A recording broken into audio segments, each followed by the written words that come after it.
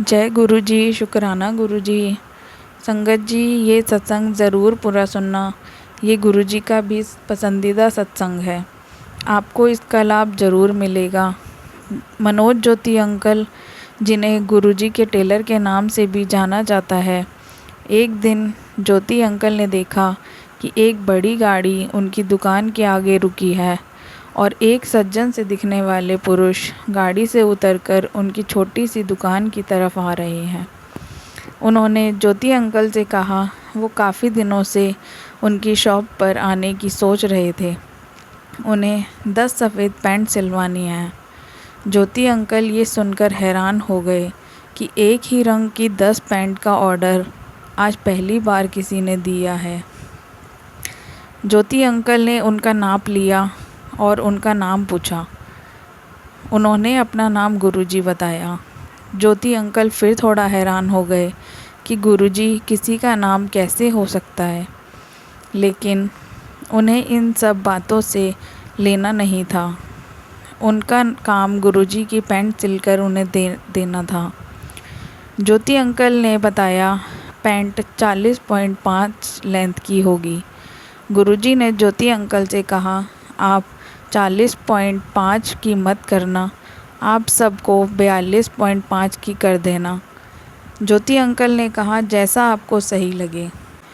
लेकिन जब उन्हें लगा अगर इन्हें कोई दिक्कत आई तो सही मुझे ही सही करने को कहेंगे, इसलिए ज्योति अंकल ने गुरुजी से कहा 42.5 ज़्यादा लंबाई हो जाएगी, आप चाहो तो कम से कम 41.5 करवा लो।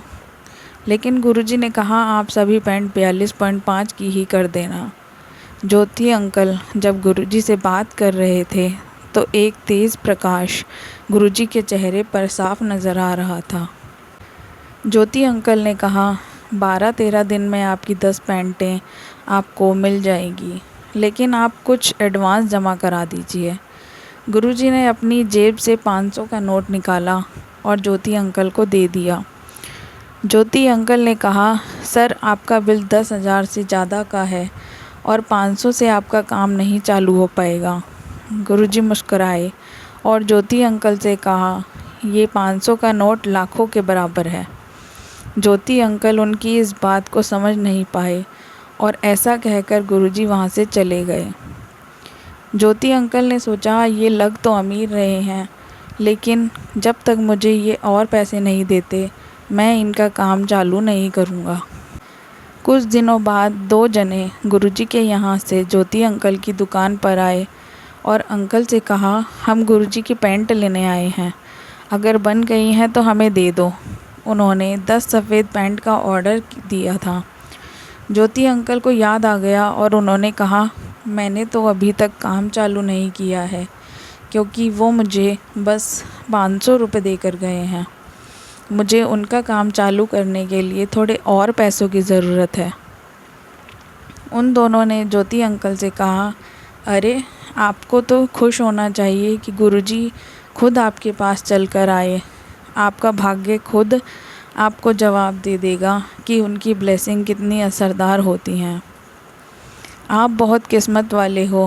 हमें पैसों का आदेश नहीं है, वरना हम आपको आपके पूरे पैसे दे देते। और जो आपको गुरुजी ने 500 का नोट दिया था वो कोई साधारण नोट नहीं था, वो उनकी ब्लेसिंग्स थी, जिसमें आपका लाखों का फ़ायदा होगा। आप उनके कपड़े सिल देना। और हाँ, बार बार गुरुजी पूछते हैं मनोज ज्योति आए तो अंदर भेज देना। अगर समय मिले तो ज़रूर गुरुजी के पास हो आना, वो तुम्हें याद करते हैं। ऐसा कहकर वो वहाँ से चले गए। ज्योति अंकल को समझ नहीं आया कि अगर वो इतने महान हैं तो पैसे देने में क्या दिक्कत है, लेकिन ये सब गुरुजी की लीला थी। उन पर पैसों की कोई कमी नहीं थी। उनकी सेवादार या संगत उनके एक सर हिलाने पर करोड़ों रुपए दे सकते थे, लेकिन 3-4 दिनों बाद एक सरदार जी के साथ एक अंकल ज्योति अंकल के पास दोबारा आए और ज्योति अंकल को 5,000 रुपये दिए और कहा, बाकी के पैसे भी आपको गुरुजी जल्दी भिजवा देंगे, आप उनकी पैंट फाइनल कर दो। अब ज्योति अंकल को लगा, चलो अब इतने पैसे आ गए हैं कि मैं उनका काम स्टार्ट कर देता हूँ। उन्होंने 10 पैंट के लिए थान से कपड़ा काटा और अलग करके रख दिया। अपने कारीगर से भी ये ऑर्डर पूरा करने को कह दिया, लेकिन गुरुजी ने अभी भी उनका दिमाग घुमा दिया। काम करते करते वो फिर रुक गए और सोचने लगे कि वो खुद नहीं आ रहे हैं, अपने सेवादारों को मेरे पास भेज रहे हैं और अभी भी पैंट की लागत के पैसे भी मेरे पास पूरे नहीं आए हैं। मेरे पास बस 5500 आए हैं, जो लागत से भी कम है। कहीं पैंट तैयार होने पर कोई लेने नहीं आया तो मुझे ज़्यादा लॉस हो जाएगा। ऐसा सोचकर उन्होंने फिर काम रोक दिया और वो गुरुजी से मिलने उनके लिखवाए एड्रेस पर पहुंच गए। घर के आगे बड़ी बड़ी गाड़ी खड़ी थी। लाल बत्ती वाली गाड़ियां देखकर ज्योति अंकल समझ गए कि गुरुजी अमीर फैमिली से बिलोंग करते हैं और थोड़ा अंदर जाने में घबराने लगे। हिम्मत करके वो अंदर चले गए और उन्होंने अंदर देखा, काफ़ी अमीर और प्रसिद्ध लोग आए हुए हैं।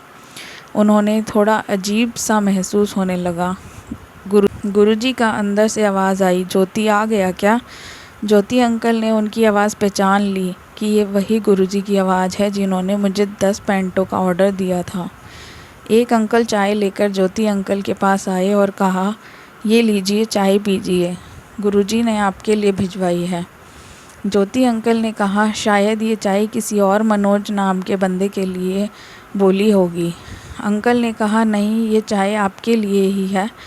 जब ज्योति अंकल अंदर गए तो वहाँ गुरुजी गद्दे पर दाहिने हाथ के बल पर लेटे हुए थे। गुरुजी के साथ में जो अंकल बैठे हुए थे, गुरुजी ने उन्हें जाने को कहा और ज्योति अंकल को अपने पास बुलाया।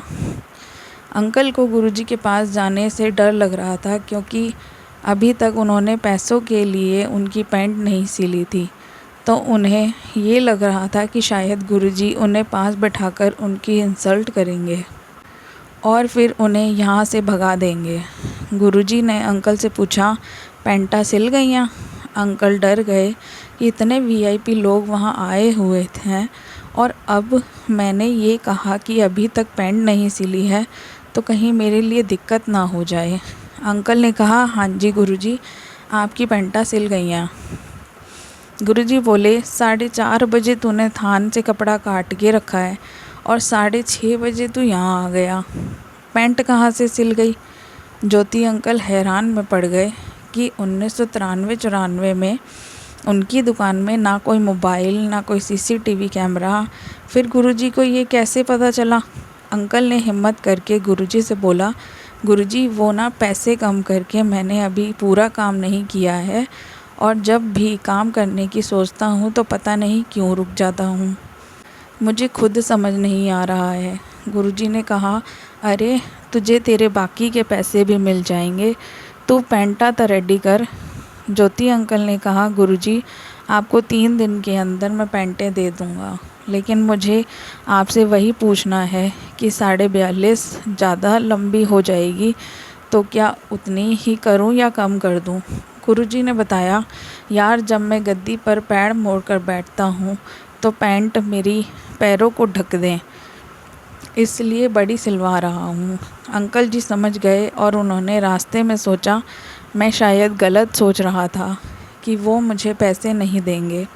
वो तो बड़े विनम्र स्वभाव के हैं और मुझे मेरे पूरे पैसे दे देंगे। जब वह दुकान पर पहुँचे तो एक सरदार जी, जो उनकी दुकान में अक्सर आया करते थे, उन्होंने उनसे पूछा, क्यों भाई, कहाँ से आ रहे हो?